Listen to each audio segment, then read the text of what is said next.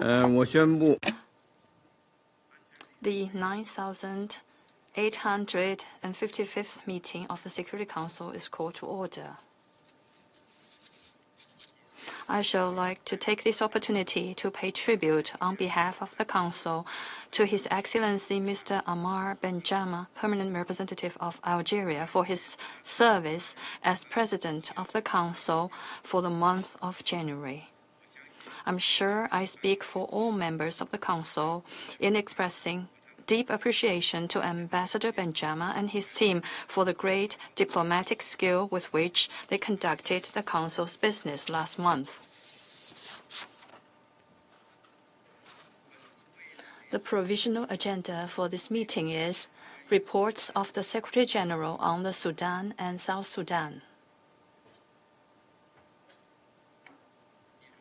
The agenda is adopted.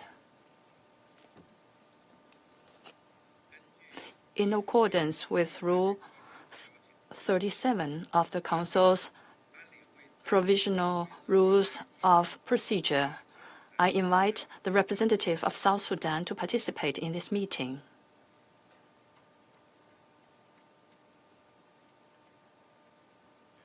It is so decided.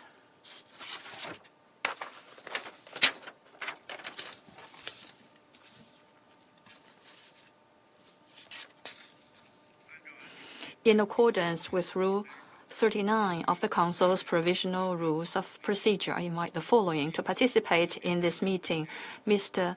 Nicholas Haysom, Special Representative of the Secretary General and Head of the United Nations Mission in South Sudan; Major General Charles Tai Jitue, Interim Chairperson, Reconstituted Joint Monitoring and Evaluation Commission; and Mr. Edmond Yakani, Executive Director, Community Empowerment for Progress Organization. It is so decided.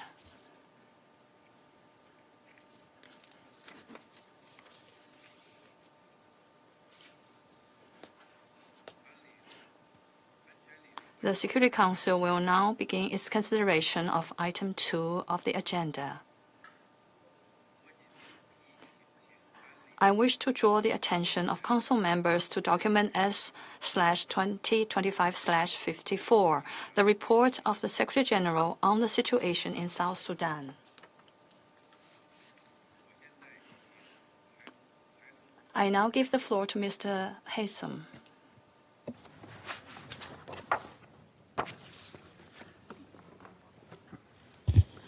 Mr. President, thank you for the opportunity to brief on developments in South Sudan. February 2025 marks the beginning of the extended transitional period. That is the fourth extension of the 2018 revitalized peace agreement. While the people of South Sudan have been patient, there is no appetite for another extension. There is strong desire for the leaders to focus on the benchmarks set out in the peace agreement without further delay. The Tumaini talks continue in Nairobi, and public expectations for a swift resolution on outstanding points of difference are high.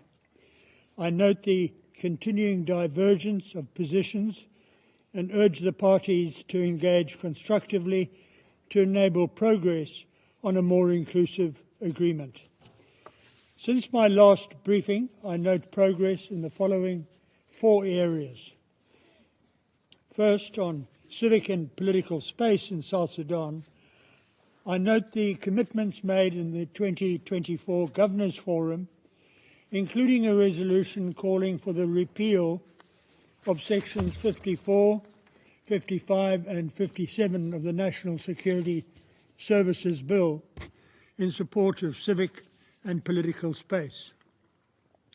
I welcome the declarations of governors, both individually and collectively, to expand civic and political space in their respective states. UNMISS will continue working with government institutions, political parties, women, youth and people with disabilities to facilitate critical nation-building conversations on constitution-making, transitional justice, accountability federalism, amongst others. The second area is expanded access to justice inter alia through mobile courts. In Bentiu, the unity state government deployed a mobile court for the first time using its own resources. This is a shift from the reliance on ad hoc, Juba-based interventions to a more sustainable, localised justice delivery system. An UNMISS-supported mobile court has been deployed recently to Renk. It will hear more than 100 cases, including on sexual and gender-based violence. In the context of traditional justice, I welcome the enactment into law of the Commission for Truth, Reconciliation and Healing and the Compensation and Reparation Authority Acts. The mission looks forward to the implementation of judicial reforms contemplated in the Judicial Reform Committee report. The third area, on security arrangements, I report the long-delayed adoption of the framework for the management of the security sector. This would eventually provide for the institutional management and civilian oversight of the armed forces. I also welcome the adoption of a national community violence reduction strategy. Fourthly, on election preparedness, I note progress in the operationalisation of the National Elections Commission, the NEC. The NEC has launched its website, developed a legally mandated code of conduct, is rolling out a civic and voter education strategy, and is holding stakeholder consultations with political parties and civil society groups. UNMISS is supporting the presence of the state high election commissions by providing infrastructure in all 10 states. Election security training and intra-government coordination is forging ahead between the police service, civil society, with support from the UN Integrated Electoral Assessment Team and UNPOL. These are important achievements.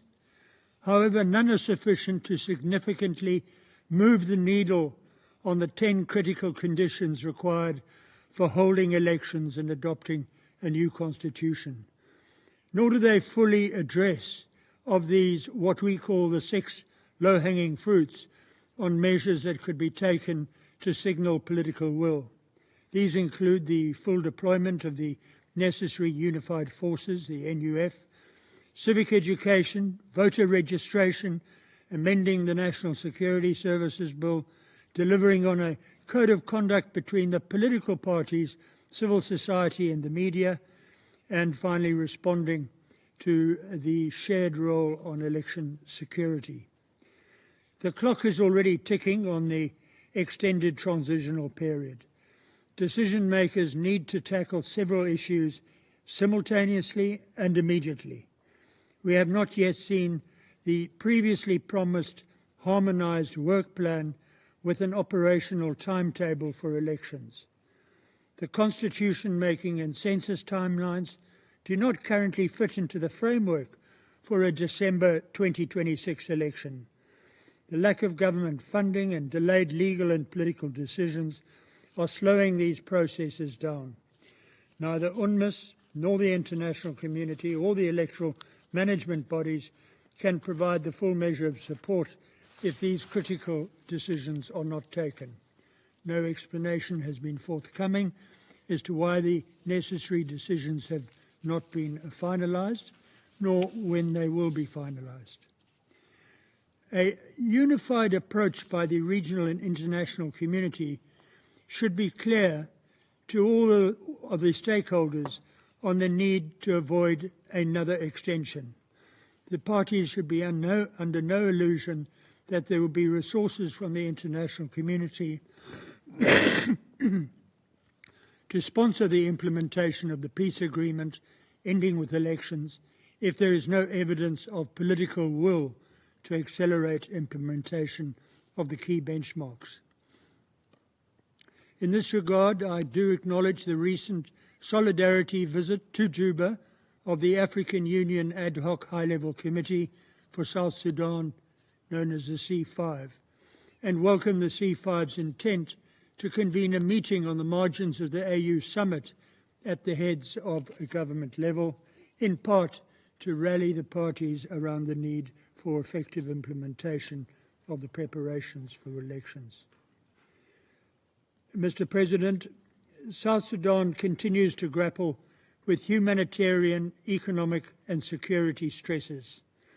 Communal violence remains the primary driver of conflict affecting civilians, and which has a disproportionate effect on vulnerable populations, including women, children and marginalised groups. Recent incidents demonstrate the need to implement the transitional security arrangements, including clashes between the major forces in Tambura and Negero, Western Equatoria, which themselves classify as a violation of the ceasefire.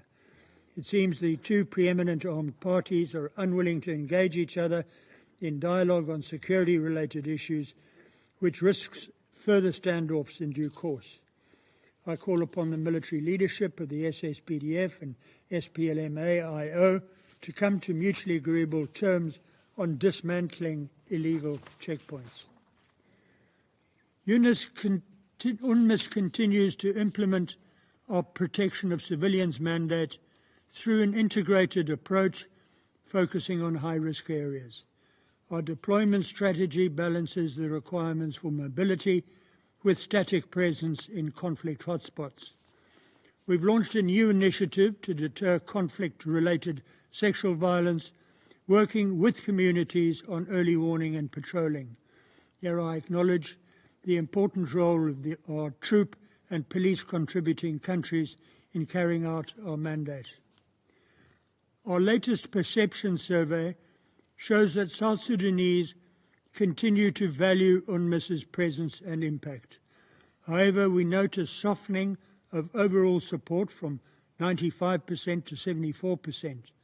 This aligns with a reported spike in security concerns, declining optimism in the peace process, concerns about barriers to elections, and repression if people do not feel free enough to express their opinions.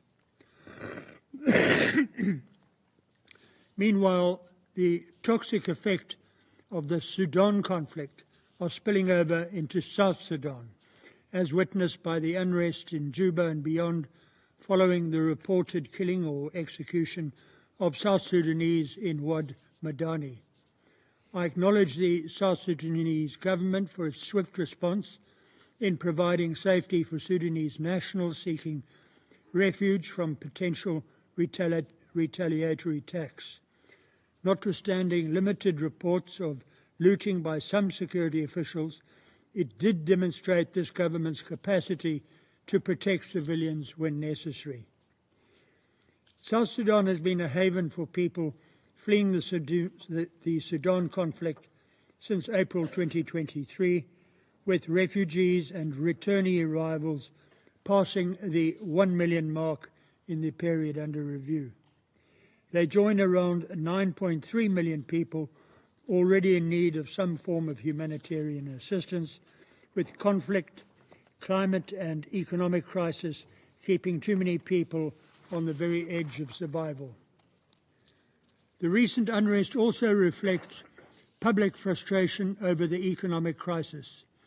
The cost of an average food basket has risen by 200%, the inflation rate stands at 107%, and approximately 10 months of government salaries are unpaid.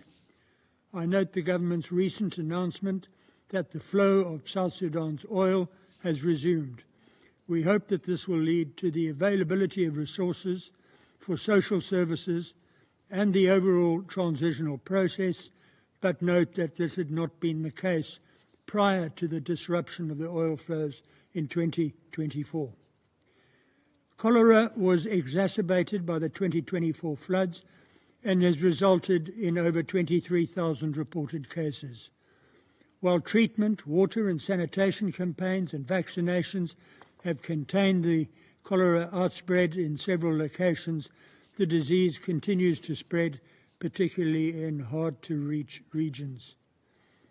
The 2025 Humanitarian Needs and Response Plan aims to reach 5.4 million people with life-saving assistance and protection. The plan was jointly launched with the Minister of Humanitarian Affairs and Disaster Management and seeks funding of $1.7 billion. Resource mobilization remains critical in 2025. Mr. President, I must report that UNMISS has received a request from government for the mission to vacate part of its headquarters. This request, on a 45-day notice period, comes at significant cost and a logistical timetable that we do not currently have the resources to accommodate. The mission is offering a collaborative approach in response, but I note the outcome would be guided by operational necessities and, in the long term, resource availability. Our operational environment is also constrained by movement restrictions on peacekeepers in some parts of the country. UNMISS will continue to pursue constructive dialogue with our host government on those issues through the High-Level Coordination Committee, a joint discussion and consultation forum.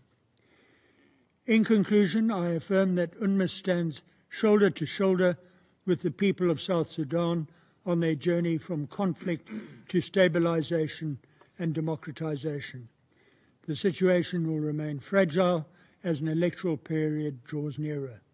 The role of the United Nations is to help make peace gains irreversible in a region that is rife with humanitarian and security challenges.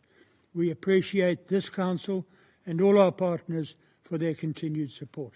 I thank you. I thank Mr. Haytham for his statement. Now I give the floor to Major General Detoy. Mr. President, I congratulate you and the People's Republic of China for assuming the presidency of the Security Council this month.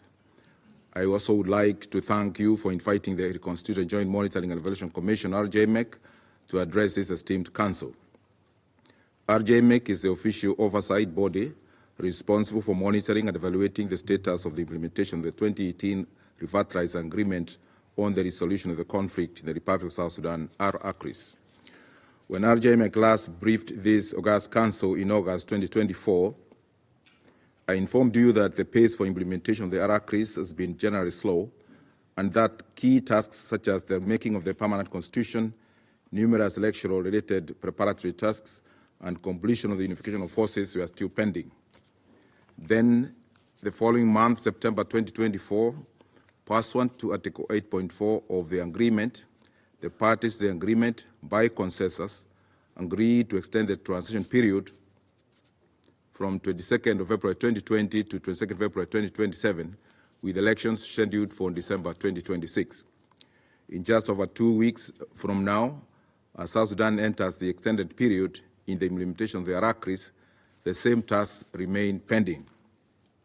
My briefing today builds on the previous RJMEC reports to this Council, and you highlight our assessment of the status of the implementation of the Revitalized Peace Agreement. Mr. President, in terms of governance, the National Election Commission has completed its plans and has already opened offices in the 10 states. However, financial constraints remain a hindrance to progress in the preparation for elections. Although, as previously reported, the Political Parties Council has already registered 29 political parties, the elections laws stipulate that parties with armed forces cannot be registered until they relinquish their forces through the process of unification. This includes the Sudan People's Liberation Movement Army in opposition, SPLM-IO, and others within the South Sudan Opposition Alliance, SOA. This, therefore, underscores the need to hasten the unification of forces so that these parties can participate in the elections. The National Constitution Amendment Committee, NCSC, and the Judicial Reforms Committee, JRC, have both successfully delivered their mandates and concluded their work. The NCSC completed the review of 25 laws, whereas the JRC finalized its report with recommendations on appropriate judicial reforms and submitted to the Artigenum. The success of these institutions demonstrates that with funding availability, the peace agreement institutions and mechanisms can fully discharge their mandates. In terms of the transition security arrangements, the permanent ceasefire continues to hold, though recent skirmishes in western Equatorial State between the South Sudan People's Defense Forces and the SPLM-IO over the removal of illegal checkpoints are concerning. CITSAM-VM has been tasked to investigate and forward the report to RJMEC. There has been no change in the unification of forces, with approximately 55,000 of 83,000 Phase 1 unified forces trained and graduated, and 8 battalions of around 6,000 troops of the Army component deployed, with the remainder still not yet deployed. Persistent levels of intercommunal violence in parts of the country continue to create disruption and anxiety, and is unsettling. Further, the Strategic Defense and Security Review Board completed its review and validated of all the 5 strategic policy and security review frameworks, which now await presentation to the Presidency for endorsement.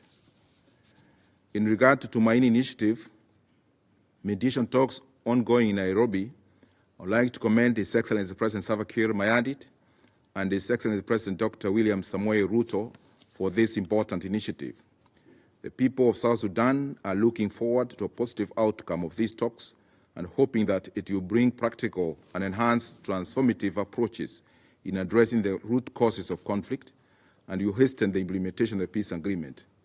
It is hoped that the parties to the talks will remain focused and maintain a spirit of compromise, cooperation and consensus in order to achieve a more inclusive peace process that will lead the country's first ever elections and usher in a new dispensation of democratic governance underpinned by the rule of law in the post-election phase.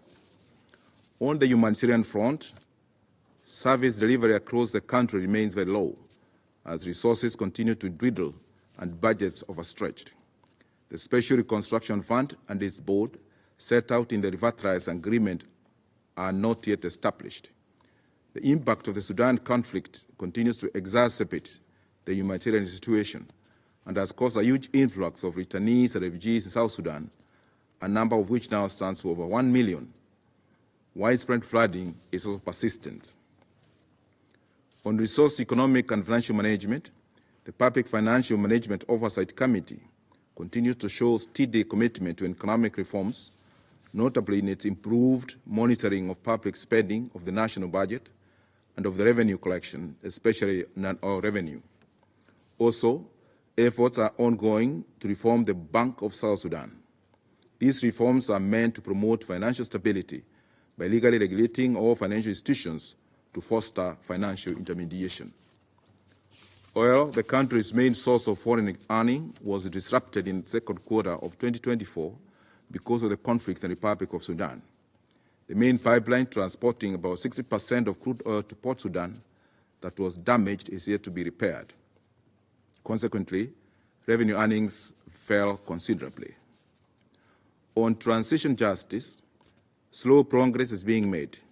Legislation of the Commission for Truth, Reconciliation and Healing, CTRH, and Compensation and Reparation Authority, CRA, have been enacted. The process of operationalizing these mechanisms is underway, following approval of a cabinet memorandum by the Council of Ministers in January 2025 for their establishment. Regarding the CTRH, the African Union Commission and UNMISS are working together in the recruitment of 3 out of its 7 commissioners. These are critical steps in driving the process of national healing and reconciliation. In terms of the hybrid court of South Sudan, no progress has been made. All 3 institutions should have been established by now, according to the revitalized agreement. Regarding the permanent constitution-making process, the National Constitution Review Commission, NCRC, formed subcommittees to conduct national and civic education and public consultations.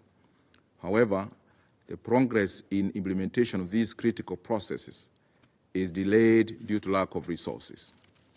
Mr. President, familiar challenges facing the implementation of the revitalized peace agreement persists, including low levels of political will and trust deficit among the parties to the agreement, and lack of predictable funding. Furthermore, Capacity gaps and continued levels of intercommunal violence in the states slow the progress of implementation. However, with the extended transition period due to begin just over 2 weeks, key immediate requirements are the demonstration of political will and professional funding for the agreement institutions and mechanisms, the harmonization of the work plans of the National Election Commission and National Constitutional Review Commission, and completion of the unification of forces. Meanwhile, it is important to fully establish the Commission for Truth, Reconciliation and Healing.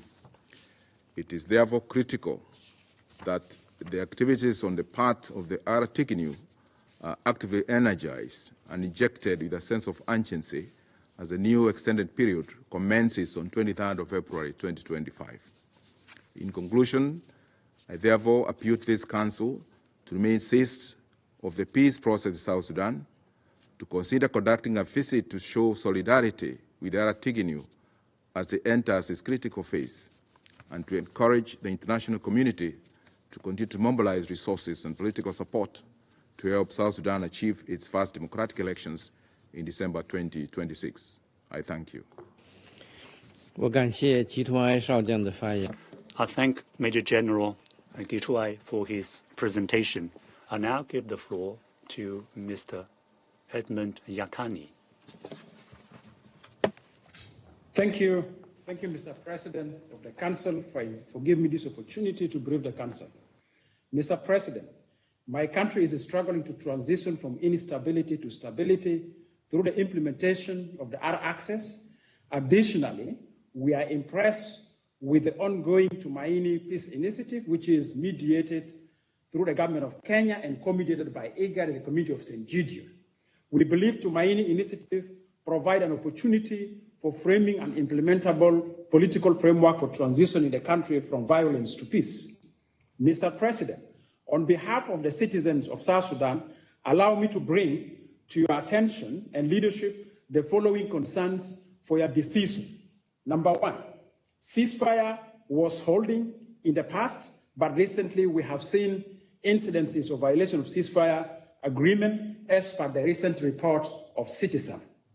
Secondly, our government should demonstrate concrete political commitment for transition the country from violence to peace through the conduct of elections. And we hope that this 2 years extension will be the last extension for holding election in 2026. What we have seen in the past as postponement of election in this time round should not be allowed. Elections will be credible and peaceful if the government creates good enough conditions for holding the elections. Among the key factors for good enough conditions for the elections are as follows, Mr. President. A, timely political decisions are required from the presidency on the fate of the elections, and this will allow the National Election Commission to undertake their technical roles effectively. B, unification of forces. D, adequate and timely financing of the elections with a clear timeline that will make the government deliver the elections. D, operationalization of the recent judiciary report that was given to our president, and operationalization of transitional justice as directed by the approval of the Council of Ministers recently. E, on civic and political space, we hope that there will be provision of more opportunity to engage on political and civic space. Recently, we have witnessed a very progressive commitment of the leadership of the government through engagement with the leadership of UNMISS at national level and sub-national level, and the country now have a declaration signed by political parties, civil society, and the media for open and political space. We hope that also, as our government is engaging with other actors and the members of the international community, that engagement will be under mutual understanding and where cooperation will be embraced, and we hope that interference will be limited. Mr. President, in conclusion, the occurrence of the deadly communal violence across the country is posing great challenge for the success of the political transition of the country from violence to peace. Finally, Mr. President, I hope that the members of the international community will continue to stand with the people of South Sudan. And on behalf of the citizens of South Sudan, I would like to tell you, Mr. President, and to the members of the Council, peacekeeping is making a difference in our life in terms of safety and protection. Thank you very much. I thank Mr. Yakani for his briefing.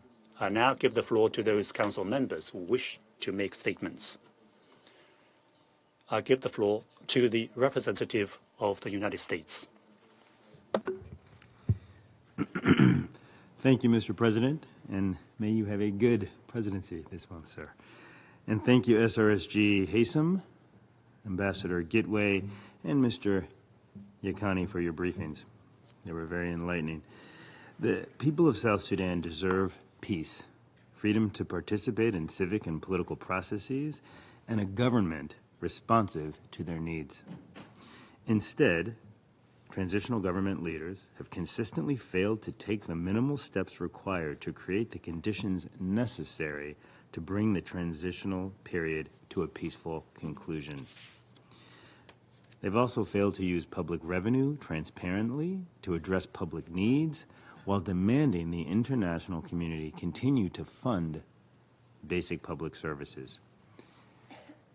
Despite significant international support, including from the UN, AU, and IGAD on key election issues, we see President Salva Kiir, First President Riek Machar, and other South Sudanese political leaders have thus far collectively failed to meet the standards necessary for free, fair, and peaceful elections to take place. South Sudan's leaders have not demonstrated political will to seriously move towards elections, nor demonstrated a commitment to political and civil and civic space. In fact, they have made matters worse, as evidenced by their giving the National Security Service warrantless arrest and detention powers.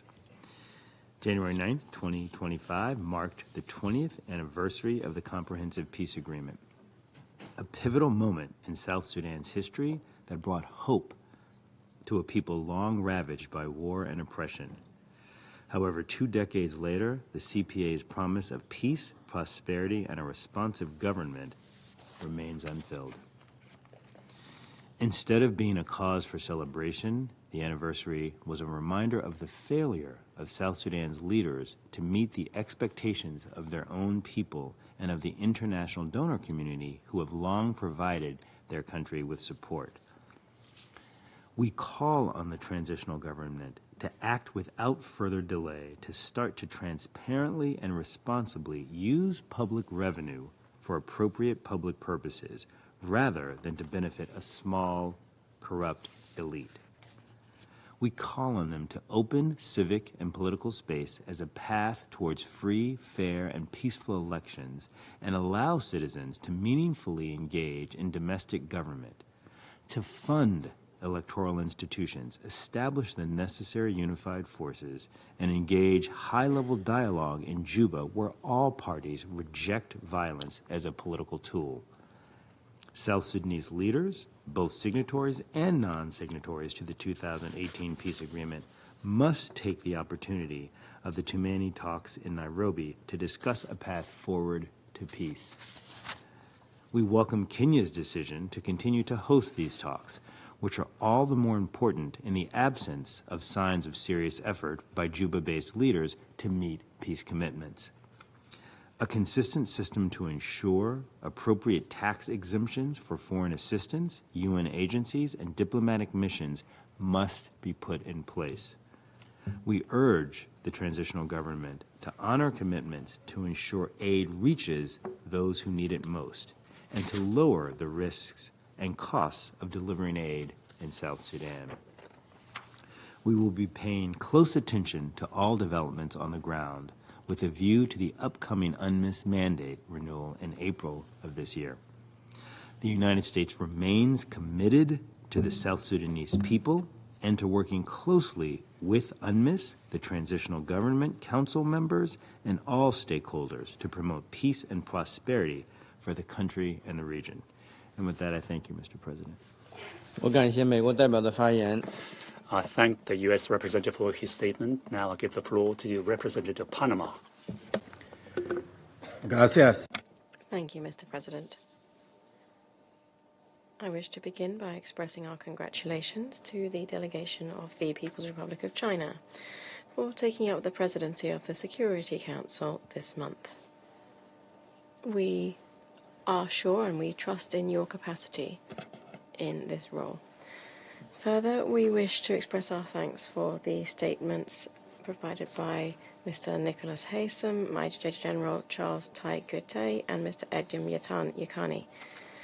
Their contributions are key to bringing to light the complexity of the situation in South Sudan and to assessing current efforts for peace and stability. Panama has been following the progress and the challenges in the peace process in South Sudan. Despite the gravity of the challenges, it's crucial to recognize the efforts that are being undertaken to consolidate reconciliation in the country, shoulder to shoulder with the United Nations Mission for South Sudan, UNMISS.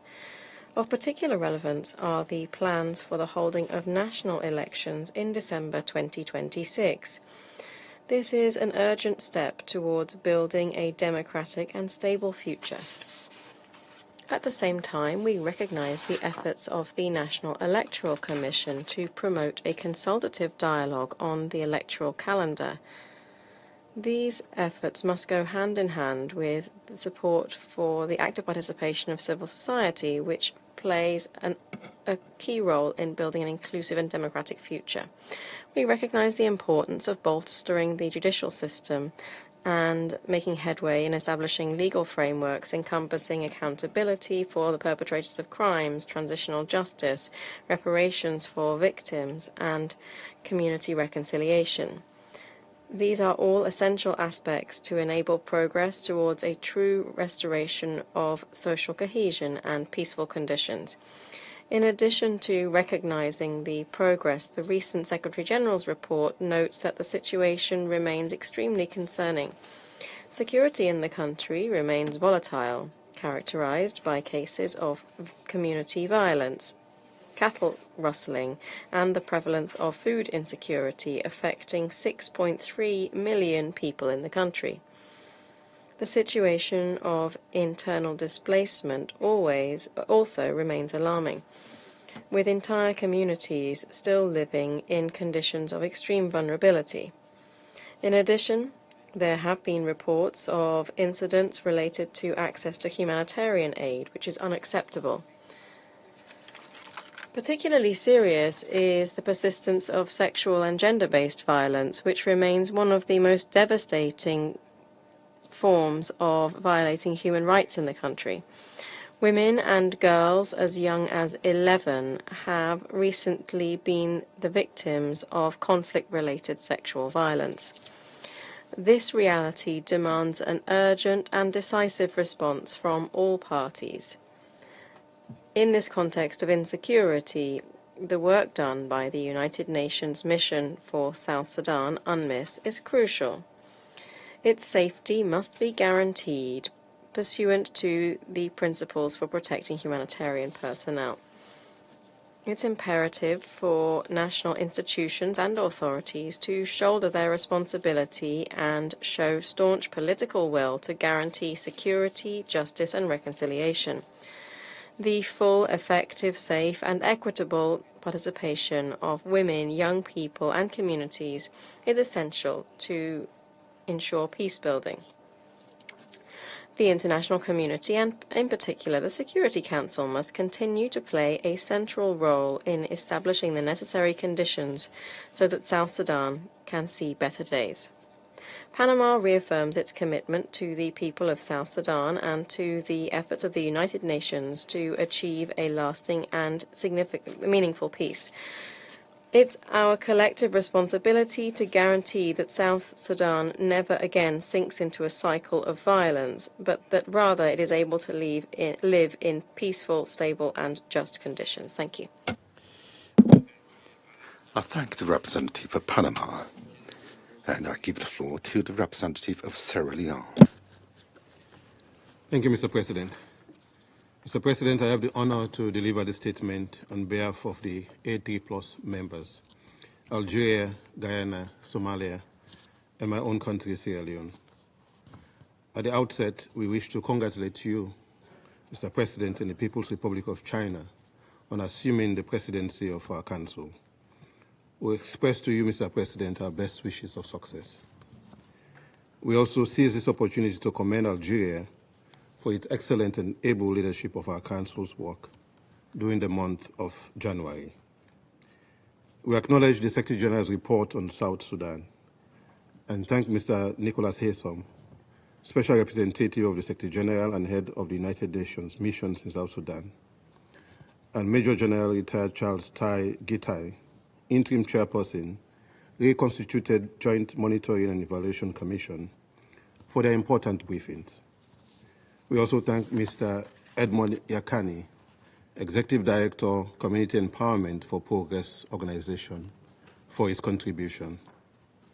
And we welcome the participation of the representative of South Sudan in this meeting. The A3+ commends the government of South Sudan for progress achieved thus far in implementing the revitalized peace agreement, including the reconstitution of the RJMEC, the passage of key legislations, such as the Truth, Reconciliation and Healing Bill, the Compensation and Reparation Authority Bill, and the establishment of electoral institutions, such as the National Constitutional Review Commission, the Political Parties Council, and the National Election Commission, among other efforts.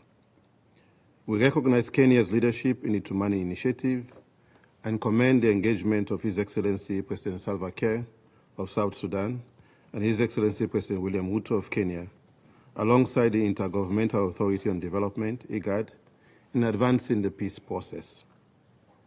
The A3+ commends the ministerial visit to Juba undertaken by the members of the African Union Ad hoc High-Level Committee on South Sudan, the C5, namely Algeria, Chad, Nigeria, Rwanda, and South Africa, on 16 and 17 January this year.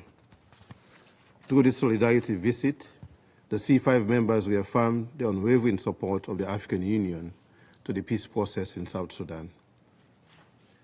In noting this notable achievement, the A3+, however, remains concerned about key challenges. First, on the electoral process, and with elections rescheduled for December 2026, urgent action is needed to finalize transitional security arrangements and establish a middle command structure for the necessary unified forces. We believe that the implementation of an electoral roadmap represents a critical component for a successful election. We also believe that in preparing for such a roadmap, consideration should be given to the participation of internally displaced people and returnees in the election, an issue which was not addressed in the National Elections Act. We echo the Secretary General's call on the South Sudanese parties to use the 2 years extension to implement the main pending task, particularly the constitution-making process, the unification of forces, and voters' registration. Furthermore, we emphasize the importance of an inclusive electoral process where all South Sudanese are on board. Second, the A3+ is of the view that there is a need for a credible national census and inclusive electoral process. A national census is critical for fair elections, especially noting that the National Bureau of Statistics estimates at least 16 months to complete it. In this regard, we urge the South Sudan authorities to ensure this is conducted in a timely manner with the support of regional and international partners. Additionally, a transparent voter registration process, open civic space, and active engagement of political parties, civil society, and the media are essential for a free, fair electoral process. Third, the A3+ remains concerned about frequent incidents of fatal intercommunal violence and human rights violations that persist across regions. We regret and remain concerned about the growing incident of intercommunal violence, extrajudicial killings, and sexual and gender-based violence, which pose a grave threat to the stability and development of South Sudan. The A3+ calls on South Sudan, UNMISS, IGAD, and the African Union to work together to curb the violence and hold all perpetrators accountable. In this regard, security sector reform, as well as disarmament, demobilization, and reintegration of armed groups and individuals remains critical to creating a safe and impartial electoral environment. Fourth, The A3+ is deeply concerned about the deteriorating economic situation in the country, driven by a decline in oil production due to the ongoing conflict in Sudan. Economic stability is crucial for addressing key challenges, including unemployment, the unification and graduation of armed forces, and the allocation of resources to national institutions responsible for reconciliation and the electoral process. In this connection, we call on the government of South Sudan to implement effective resource management systems that prioritize accountability and transparency in the use and management of the country's resources. The A3+ reiterates its call on international financial institutions and development partners to provide the necessary logistical, technical, and financial support to ensure South Sudan finance the implementation of the revitalized agreement and meet its electoral roadmap within the 2 years transition and post-election stability to the rule of law. In conclusion, Mr. President, the A3+ commends UNMISS, the African Union, IGAD, and Kenya for their persistent engagement with non-signatory groups to ensure peace in South Sudan. The A3+ continues to commend and urges all stakeholders in South Sudan to remain committed to the revitalized agreement and work collectively to secure lasting peace and stability. We affirm our commitment to supporting South Sudan's transition and urge all actors to sustain efforts towards peace, stability, and the democratic future of South Sudan. I thank you. I thank the representative of Sierra Leone and give the floor to the representative of France. Monsieur le Président. President, I wish to begin by congratulating China on its Security Council presidency this month, and I wish you and your team an excellent presidency. Next, I would like to thank the Special Representative of the Secretary General, Mr. Nicholas Haysom, for his briefing, as well as Major General Charles Kidwai and Mr. Edmund Yatani for their statements.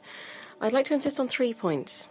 Firstly, since the last meeting of this Council on the 7th of November 2024, progress in the implementation of the revitalized agreement has been limited. That's the clear conclusion from the Secretary General's report dated 24 January.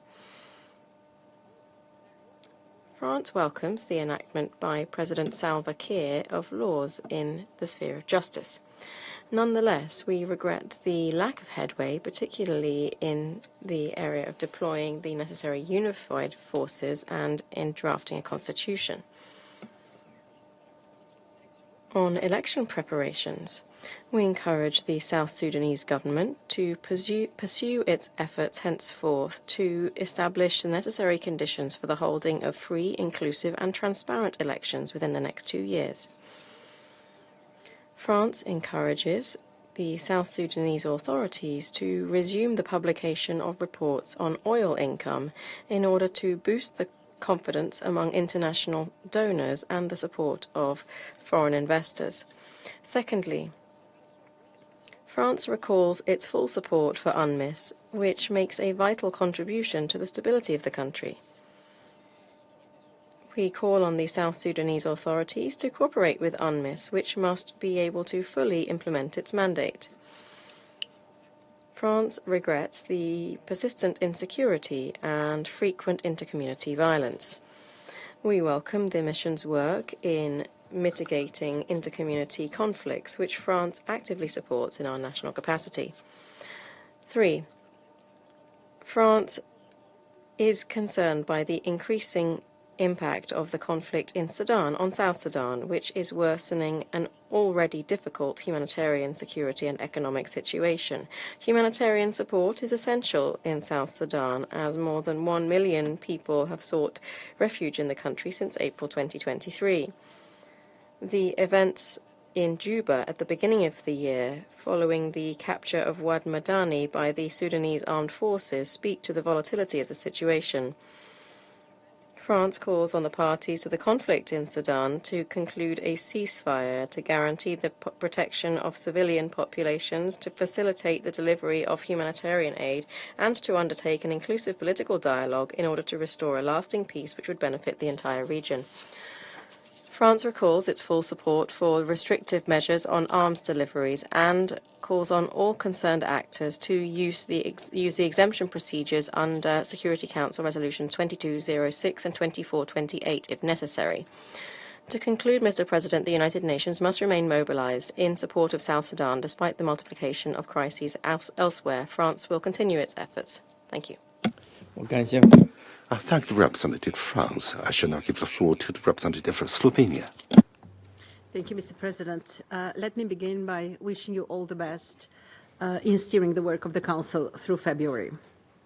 I wish to thank the briefers, SRSG Haysom, Major General Gitouai, and Mr. Yakani for the briefings, and I also welcome the representative of South Sudan to this meeting. Mr. President, allow me to address 3 points. First, we urge the South Sudanese government to utilize fully the extended transitional period in order to strengthen the implementation of the revitalized peace agreement. A robust 2-year work plan should be developed to expedite the constitutional process and ensure preparations for free, fair, credible and inclusive elections in December of 2026, along with transitional security arrangements.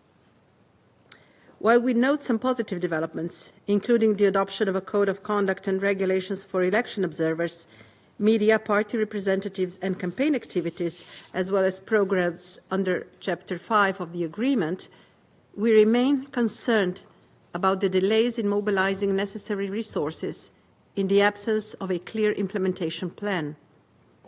We note efforts under the Tumaini initiative and emphasize that they should be complementary to the implementation of the revitalized peace agreement. While acknowledging the economic challenges in South Sudan, we nonetheless urge the government to prioritize securing the necessary funding to ensure the timely implementation of the agreement. Second, we are deeply concerned about the security and humanitarian situation. Continued intercommunal conflicts and reports of cattle raids, communal violence and criminal activities, despite seasonal flooding reducing mobility, remain troubling. We call on the government to promote peaceful coexistence, enhance preventive measures, ensure community safety, and hold accountable those responsible for human rights violations and abuses. Humanitarian needs are growing amid the compounding effects of widespread flooding, economic instability, deepening food insecurity, and the severe impact of the conflict in Sudan, with now over 1 million refugees, returnees, and asylum seekers crossing into South Sudan. Here we again emphasize the need for immediate and durable ceasefire in Sudan. The combined pressures of environmental challenges and a massive refugee influx have created an alarming humanitarian crisis. This is further aggravated by the concerning spread of cholera that make clean water, proper sanitation, and adequate healthcare services urgently needed. A comprehensive, coordinated support is needed. We emphasize the need for safe and unhindered delivery of aid and strongly condemn attacks on humanitarian workers, their assets and facilities. Third, we remain deeply troubled by the ongoing sexual and gender-based violence, including conflict-related sexual violence and grave violations against children. We call for full accountability for these violations and for the implementation of measures to protect vulnerable population from further abuse. In this regard, we commend UNMISS support for strengthening the capacity of national judicial system in deployment of mobile courts to improve access to justice. Additionally, reports of extrajudicial killings as a response to criminality and communal violence are deeply concerning. These unlawful actions erode the rule of law and diminish public trust in institutions. We urge the government to investigate these violations and hold perpetrators accountable. Mr. President, in conclusion, let me reaffirm our support for UNMISS and its pivotal role in promoting peace and protecting civilians, its efforts to advance the constitutional process, electoral preparations, humanitarian efforts, as well as its support of the dialogue on civic and political space, and enhancing the participation of women and youth in peace and political processes. we equally commend the vital work of the UN country team. We remain concerned by the continuous violations of the Status of Forces Agreement, hindering UNMISS's ability to fulfill its mandate. Slovenia again calls on the government to fully respect and implement the SOFA provisions, enabling UNMISS to operate without any restrictions. I thank you, Mr. President. I thank the representative of Slovenia and wish to give the floor to the representative of Greece. Thank you, Mr. President. Allow me to congratulate China for assuming the presidency of the Security Council for the month of February and wish you every success. I would also like to express my appreciation to SRSG Mr. Haytham, General Gitwai, and Mr. Yakani for the comprehensive and extremely interesting presentations. Mr. President, South Sudan stands at a crossroads, facing political instability, a deteriorating humanitarian crisis, and a fragile peace process. We remain skeptical of the government's decision to extend the transitional period by another 24 months. This extension must not be another missed opportunity. A well-structured roadmap towards the December 2026 elections is essential to restoring public trust and ensuring a credible transition. This process must be transparent, ensuring the meaningful participation of civil society, political actors, and marginalized communities, including women and youth. Mr. President, allow me to highlight 3 key points. First, the humanitarian security situation remains deeply concerning, with the ongoing war in neighboring Sudan further exacerbating displacement, food insecurity and instability. The influx of refugees from Sudan, the circulation of illicit arms, and the recruitment of combatants pose additional threats to South Sudan's stability. Greece calls for unimpeded humanitarian access, enhanced protection for aid workers, and immediate measures to address conflict-related sexual violence and gender-based violence and the heightened vulnerabilities of displaced populations, particularly women and children. Second, we encourage South Sudan's leadership to take decisive steps towards the full implementation of the peace agreement. This includes the deployment of unified security forces, credible voter registration, the establishment of independent electoral bodies, and a clear framework for conducting free, fair and peaceful elections in 2026, ensuring the full, equal, meaningful and safe participation of women. Further delays and lack of tangible progress will only deepen mistrust and risk further instability. Equally important is respect for fundamental freedoms, civic space and political pluralism. Third, we strongly support UNMISS in its efforts to advance the peace process, protect civilians, facilitate humanitarian operations, and strengthen the rule of law. The mission's work in constitutional development, electoral preparation, and community peace dialogue is essential for stability. We commend its roles in disarmament, demobilization, reintegration, and gender-focused initiatives, which are crucial for achieving sustainable peace. Mr. President, before closing, let me underline that the leaders of South Sudan have the primary responsibility for securing peace and stability. We encourage them to demonstrate tangible progress in implementing the 2018 Revitalized Agreement, particularly in security sector reform, political inclusivity, and the preparation of free and fair elections to ensure lasting peace and stability. Additionally, regional and international cooperation remains vital in addressing the spillover effects of the Sudanese conflict and reinforcing efforts towards stability in South Sudan. Greece supports the African Union, IGAD, and the Kenyan-led Tumaini Mediation Initiative as all African-led initiatives and encourage all stakeholders to remain committed to inclusive dialogue and diplomatic solutions. Finally, Greece reaffirms its unwavering commitment to the sovereignty, unity, and territorial integrity of South Sudan. We stand in solidarity with its people and pledge our continued support for the aspiration for peace, security, and sustainable development. I thank you. I thank the representative of Greece for the statement. I give the floor to the representative of the United Kingdom. Thank you, President. Let me congratulate China on assumption of the presidency for the month of February. You have our full support. And we also thank Algeria for the excellent stewardship during the month of January. I thank SOSG Haytham, Major General Gitawai, and Mr. Yakani for briefing us today. And I commend SOSG Haytham and UNMISS for their tireless efforts to protect and assist the people of South Sudan. And I also recognise the positive contribution of RJ MEC and civil society. Let me start by expressing serious concern at the attacks on civilians, including South Sudanese, in Wad Madani in Sudan between the 11th and the 15th of January, and the subsequent unrest in South Sudan on the 16th to 17th of January. Second, as we've heard today, the humanitarian situation in South Sudan is desperate. Over 1 million displaced people have now arrived from Sudan into South Sudan since the outbreak of the conflict. The United Kingdom recognises the significant impact of the Sudan crisis on the region and welcomes South Sudan's commitment to welcoming and supporting those fleeing the conflict. We commend UNMISS's facilitation of humanitarian efforts, noting that significant challenges lie ahead in 2025. The UK will continue to support South Sudan, and we have increased our humanitarian support to Sudan's neighbours. Third, President, as we've heard today, the political situation in South Sudan remains precarious.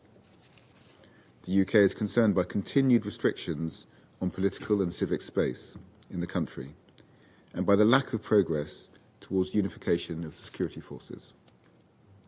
Progress on this is critical to create the conditions for sustainable peace and elections. The transitional government of South Sudan has not yet produced the promised work plan to deliver elections in 2026. Without renewed efforts, progress towards peaceful, inclusive and credible elections risks falling further behind schedule. We welcome UNMISS's work to build capacity and capability for South Sudan's electoral institutions. And we repeat our call on the transitional government to match these efforts, to provide adequate funding for elections, and to pay the salaries of public servants, including the security forces. In conclusion, President, we call on the transitional government of South Sudan to publish a credible elections preparations work plan and then take the necessary steps towards holding peaceful, inclusive and credible elections in line with the new 2026 timeline. I thank you. I thank the representative of the United Kingdom for the statement. Now I give the floor to the representative of Russian Federation. Thank you, Mr. President. We wish you and your colleagues a successful presidency in the month of February. We would like to also thank our Algerian colleagues for the excellent work in January.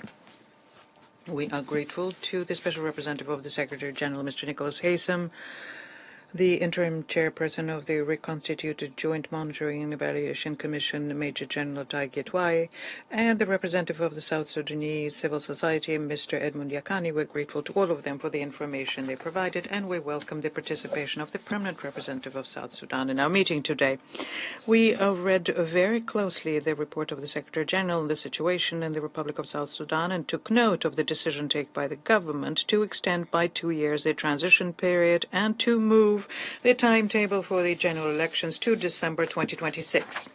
We are convinced that on the issues of voting are the internal affairs of South Sudan. In recent years, the leadership of South Sudan managed to establish relative stability to obtain tangible progress in state building, in resolving security issues as well.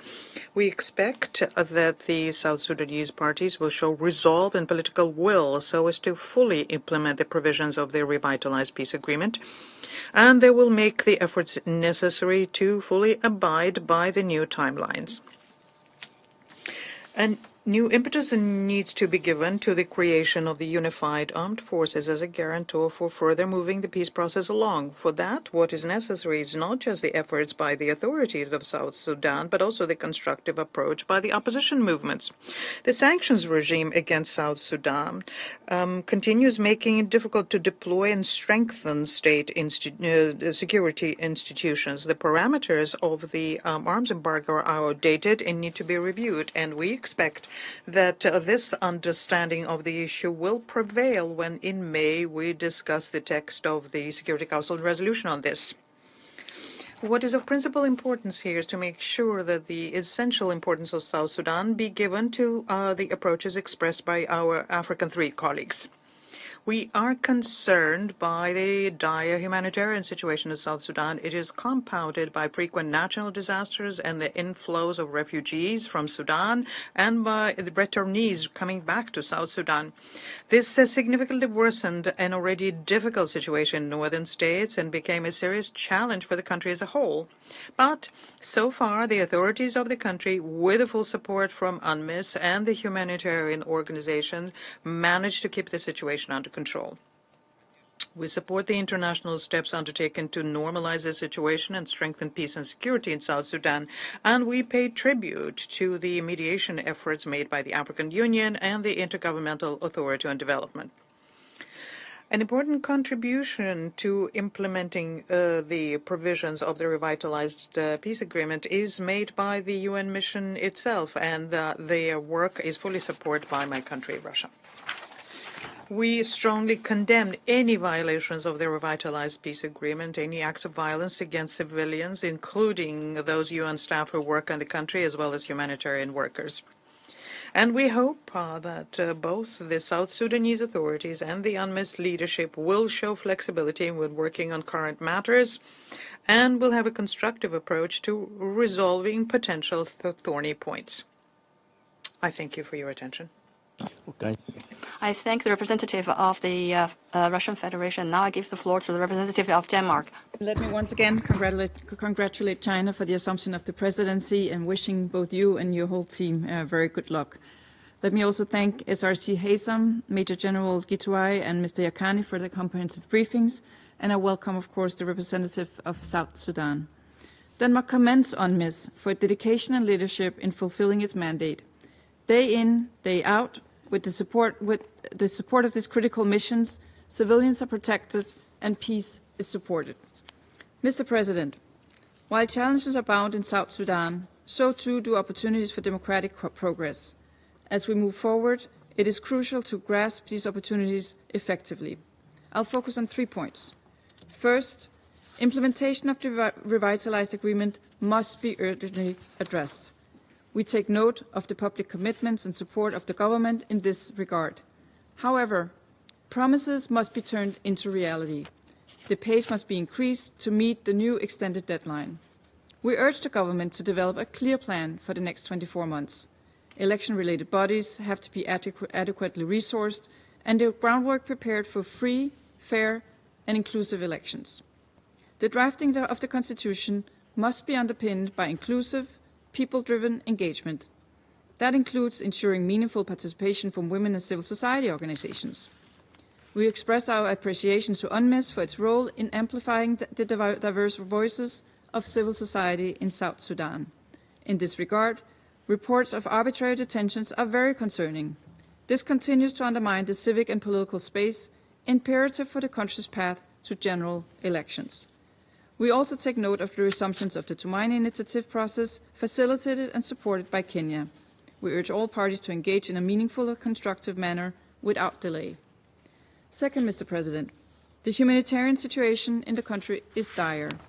South Sudan faces a confluence of crises which continue to drive humanitarian and protection needs and chronic food insecurity.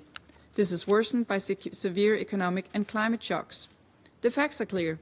South Sudan stands as one of the world's most climate-vulnerable countries. Extensive flooding have submerged large areas of the country, devastating communities, displacing hundreds of thousands. Other areas are grappling with devastating drought.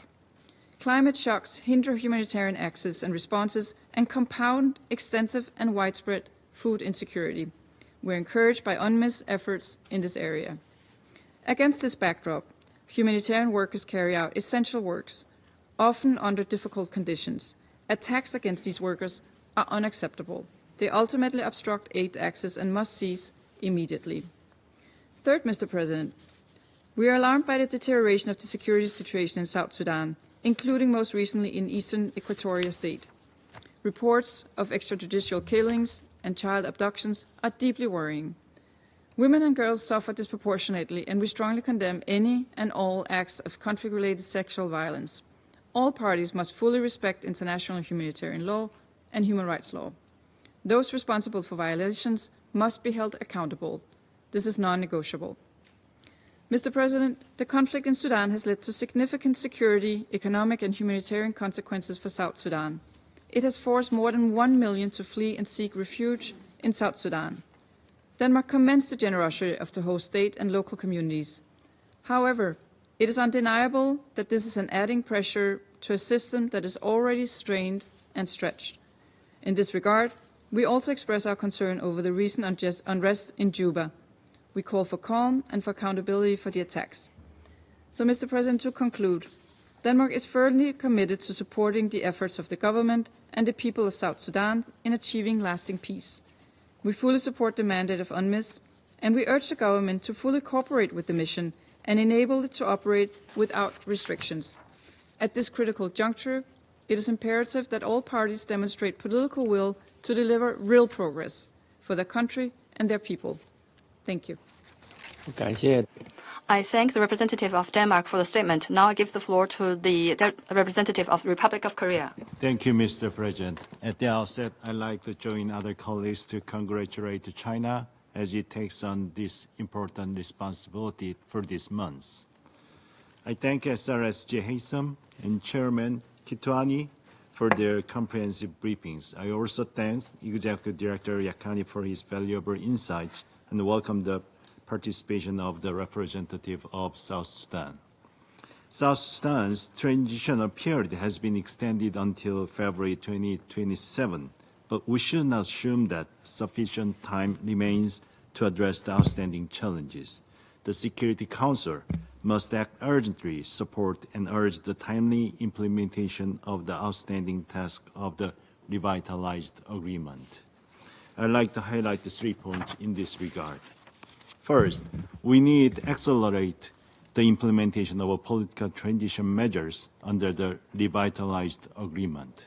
We remain deeply concerned about limited progress in implementing governance and political transition measures. The extended transition period must be effectively utilized to advance constitutional process and establish clear electoral parameters, including the electoral format and voter registrations. We urge all stakeholders to engage in constructive dialogue with urgency and a spirit of compromise to ensure tangible progress toward free, fair, and peaceful elections. The government of South Sudan must allocate adequate financial resources to support this process. Expanding political and civic space and fostering an inclusive transition remain essential. We reaffirm our support for UNMISS in promoting the meaningful participation of women and youth in the electoral and governance process. Second, the need to address persistent intercommunal conflicts and achieve reconciliations. The ongoing subnational violence, largely fueled by the cattle-raised and cyclical retaliatory attacks as recently witnessed in eastern Equatorial State, remains a serious challenge. Further delays in implementing transitional security arrangements only exacerbate these security concerns. The government must expedite the training and deployment of the necessary unified forces and finalize an agreement on the middle command structure. Equally essential is fostering reconciliation with the non-signatories of the revitalized agreement. We urge all parties to engage in good faith in Tumaini initiative and commit to peaceful coexistence. We commend Kenya's leadership in this effort and encourage AU ad hoc high-level committee to continue playing a constructive role in facilitating dialogue and reconciliations. Third, the importance of tackling economic and humanitarian challenges. We welcome the announcement of the resumption of the oil production in South Sudan in January and expect this to ease economic difficulties amid rising inflation and currency depreciations. At the same time, the humanitarian crisis has worsened due to the continued influx of displaced persons from Sudan, now exceeding 1 million, as well as the ongoing impact of climate-induced flooding. We encourage the government to ensure transparent and effective budget allocation to meet these essential needs of its people. We also underscore the importance of the increased international support in addressing the root causes of this crisis. In this regard, we commend the support of the Peace Building Fund in strengthening national institutions and fostering inclusive governance. Republic of Korea remains committed to supporting these efforts, including through its partnership with the WFP. Mr. President, we are deeply grateful for the dedication of the UNMISS personnel, and that as a TCC country to UNMISS, we reaffirm our unwavering commitment to the implementation of its vital mandates. We stand in solidarity with the people of South Sudan in the pursuit of peace, stability, and sustainable development. I thank you. I thank the representative of the Republic of Korea. Now I give the floor to the representative of Pakistan. Thank you. Thank you, Mr. President. I would like to, at the outset, congratulate the People's Republic of China on assuming the presidency of the Security Council for the month of February. Mr. President, please count on our full support during your presidency. We would also like to commend Algeria for its very able and skillful guidance of the Security Council during the month of January. Mr. President, I thank SRSG Nicholas Hayson, Major General Charles Tai Gitao, Interim Chairperson RGMEC, and Mr. Edmund Yakani, Executive Director SIPO, for their briefings. I welcome the participation of the permanent representative of South Sudan in this meeting. Mr. President, South Sudan continues to grapple with significant crises resulting from a dire humanitarian situation, declining oil revenues, attacks by armed groups, intercommunal violence, the influx of refugees and returnees from Sudan, cholera outbreak, and adverse climate events such as the recent extensive flooding. We acknowledge the progress in the implementation of the revitalized agreement, including the reconstitution of the RJMEC, the passage of key legislation such as the Truth, Reconciliation and Healing Bill, the Compensation and Reparations Authority Bill, and the establishment of the National Constitutional Review Commission and the National Election Commission. While respecting South Sudan's sovereignty, we note with concern the slow progress in developing a clear, actionable, and financially backed roadmap to complete outstanding tasks, including the unification of forces, transitional security arrangements, and the constitution-making process. Mr. President, we have also noted the decision on the fourth extension of the transition period by a further 2 years, with elections rescheduled to take place in December 2026. We understand that there is no desire to further delay the elections. We encourage the South Sudan government to use the 2-year extension to move towards a credible path towards elections.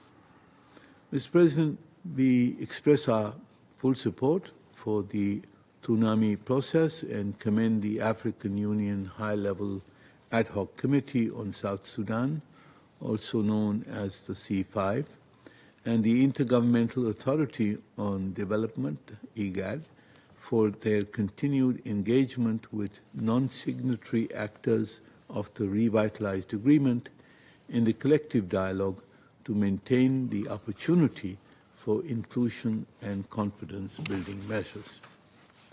Mr. President, we greatly appreciate the sacrifices and efforts of UNMISS peacekeepers aimed at consolidating peace, stability, development, and nation building in South Sudan. We encourage the South Sudanese government to cooperate fully with UNMISS in the performance of its mandate and to meet its operational needs. The deployment requests by UNMISS to the South Sudanese government to reinforce its ranks has been pending. The request by the South Sudanese government for the partial vacation of UNMISS headquarters is also concerning and entails significant costs and logistical challenges. UNMISS has been instrumental in supporting the government in electoral preparations, capacity building, community violence reduction, by conducting over 15,000 patrols, assisting with mobile courts, and efforts to address human rights violations, coordinate flood response efforts, clear explosive ordnance, provide security for aid delivery, and most importantly, protection of civilians. We believe that these are important tasks which are being performed by UNMISS until South Sudan's transition is completed. Allow me to conclude by reaffirming Pakistan's support for UNMISS and for its mandated tasks in support of the people and government of South Sudan. Thank you, sir. I thank the representative of Pakistan. I shall now make a statement in my capacity as the representative of China. I thank Special Representative Haysom, Major General Gitwai, and Mr. Yakini for their briefings. I welcome the participation of the Permanent Representative of South Sudan in today's meeting. Colleagues, in light of the Secretary General's report, we have just engaged in a constructive discussion and put forward a number of views and recommendations on the situation and challenges facing South Sudan in the political, economic, security, and humanitarian fields. China believes that the international community should continue to provide support to South Sudan in the following three areas. First, advancing the political transition in an orderly manner. The political process in South Sudan is about to enter a new transition period. China appreciates the determination and willingness of the government of South Sudan to implement the revitalized agreement and welcomes the positive steps taken by South Sudan to prepare for the general elections. We note the resumption of the two-party initiative process and call on all parties in South Sudan to continue to bridge their differences through dialogue in the overall interest of the country. On the issue of political transition, haste makes waste. The international community should genuinely respect South Sudan's sovereignty and ownership, take into full consideration its actual national conditions, and demonstrate sufficient tolerance and patience. Secondly, maintaining peace and stability in the country. Recently, several security incidents, including communal clashes, have occurred in eastern Equatorial, Warab, and some other states. China encourages UNMISS to increase its support for the government of the South Sudan in promoting intercommunal dialogue and reconciliation. The international community should help the government of South Sudan to better assume its primary responsibility for maintaining peace and protecting civilians. Sanctions, such as arms embargo, are constraining security capacity building in South Sudan and should be adjusted or lifted as soon as possible. Thirdly, addressing the humanitarian challenges. The continued spillover of the conflict in the Sudan and the influx of more than 1 million displaced persons and returnees into South Sudan, coupled with increased food insecurity and the spread of infectious diseases, have exacerbated the already fragile economic and humanitarian situation. The international community should step up its support to help improve humanitarian response capacity while avoiding attaching political conditionalities to assistance. Recently, China has provided batches of food and medical supplies to South Sudan and will continue to do its utmost to help South Sudan meet its humanitarian challenges. Colleagues, prior to today's meeting, taking advantage of the virtual reality technology, we conducted an underground inspection of the work of the armies, during which we were also pleased to have caught a glimpse of China's own blue helmets. Recently, a new batch of Chinese peacekeepers for South Sudan have successfully completed their rotation and handover. I trust they will, as always, fulfill their duties and responsibilities, carry out their mission. Special Representative Haysom has led armies in overcoming challenges and has performed duties in a stellar manner. China wishes to recognize the above performance. We stand ready to work with the international community to continue to make positive contributions to peace, stability, development, and prosperity in South Sudan. I shall now resume my function as President of the Council. I now give the floor to the representative of South Sudan. Good morning, Mr. President, a member of the Security Council. Mr. President, I would like to take this opportunity to congratulate you for your presidency of the Security Council for the month of February, and I assure you of our delegation full support and cooperation. I would also like to acknowledge the presence of the Special Representative of the Secretary General and the Chairperson of RJMAC, and for their comprehensive report. I would also like to acknowledge the presence of Mr. Yakani, and I thank him for his kind remarks as well. Mr. President, Excellencies, dear members of the Security Council, we thank the Security Council for its continued engagement, and we look forward to discussions that will support and move our country forward. Please be assured that the government of South Sudan reaffirms its commitment to the full implementation of the South Peace Agreement and the roadmap that will guide our nation towards a sustainable peace and a democratic governance. We recognize the concerns raised regarding the delays in the transitional process and assure this Council that every effort is being made to accelerate the key milestones, particularly the preparation for the fair and free and credible elections. Mr. President, we acknowledge the challenges faced by the election-related bodies and reaffirms our commitment to providing necessary funding and institutional support to advance electoral process in our country.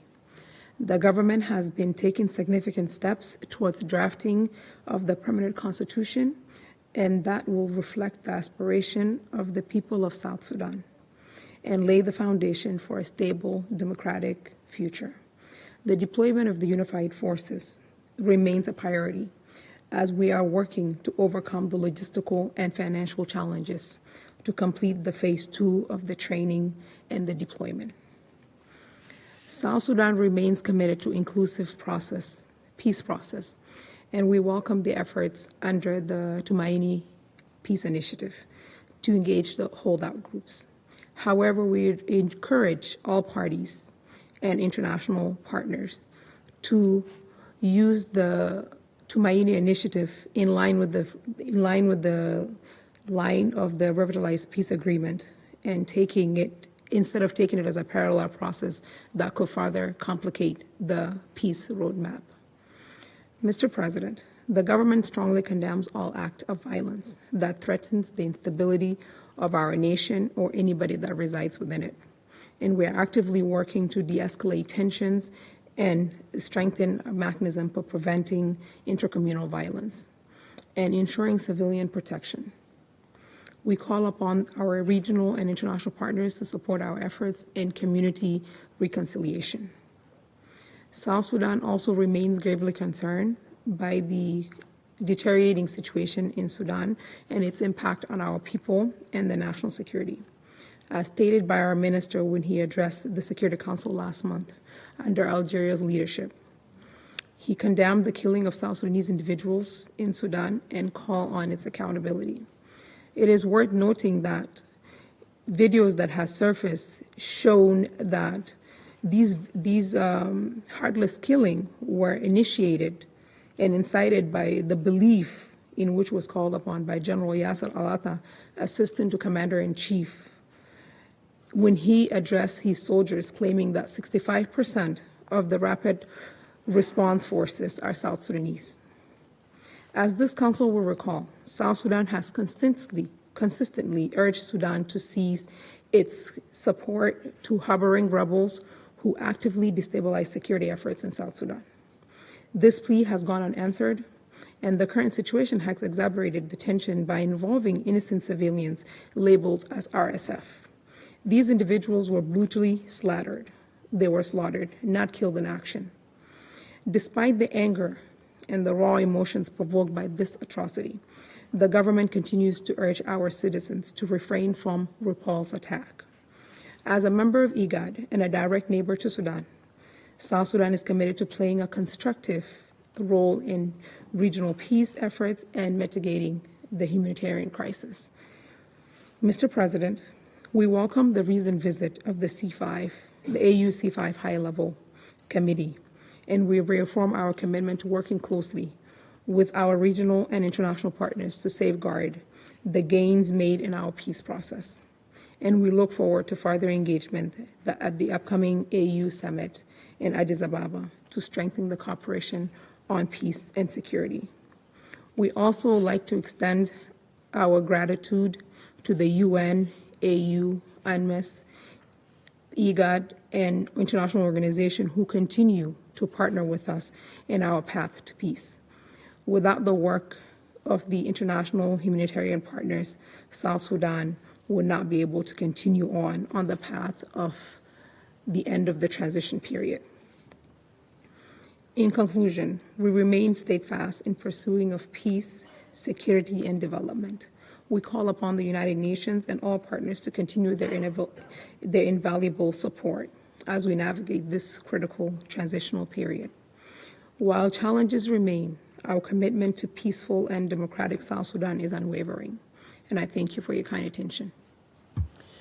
I thank the representative of South Sudan for their statement. There are no more names inscribed on the list of speakers.